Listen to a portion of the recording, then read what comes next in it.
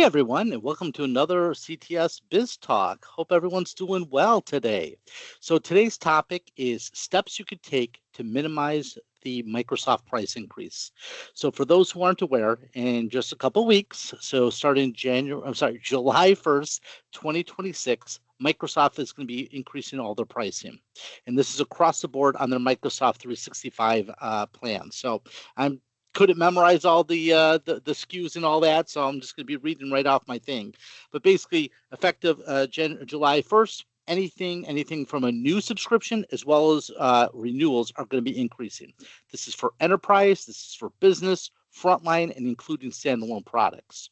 So the price increases, you're looking at basic business increase of 16%, business standard 12%, Microsoft 365 a 365 E3 license, 13%, frontline license, 33%. So the ranges are going to be anywhere between 5 and up to 33% across the board. So they are going to be throwing a little freebies in there, and there's a couple other packages that are kind of nice. They're starting to do some really nice packages where you could do a bundle, if you will, where you could put Copilot in and bundle it with Microsoft Premium or Microsoft Standard, Business Standard. So that's kind of nice because when you do that, you're looking at some cost savings, which is really, really nice. But I mean, overall, the prices are going up. And so people are saying to me like, hey, how could we avoid these price increases? Well, you can't get away from it. As I always tell people, Microsoft, they get to eat as well. But what you can do is be auditing your Microsoft licensing on a monthly basis. So what essentially we do is we spit out a cute little report to all of our managed services clients with all the users and what licenses are assigned to them. So in the event that there's something that was missed, maybe there was a termination of a user and that we were not informed, you're paying for those licenses perpetually until that gets done. So that's the biggest thing that you really could be doing, watching what you can do and see if there's any unused licenses. There's a couple other things that I would also recommend.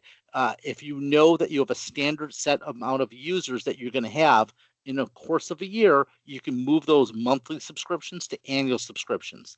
Typical price savings is between 10 and 12% for the most part. So for we have got clients, let's say they have 75 employees, maybe they're going to have plus or minus 5 employees throughout the whole year.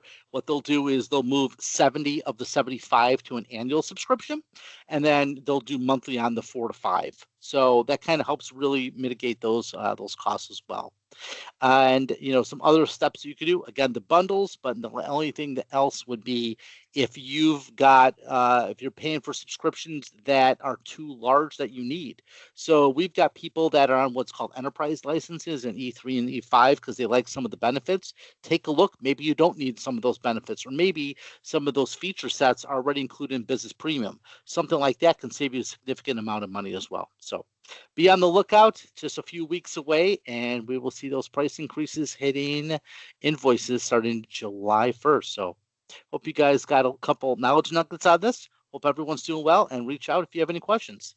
Thanks, everyone.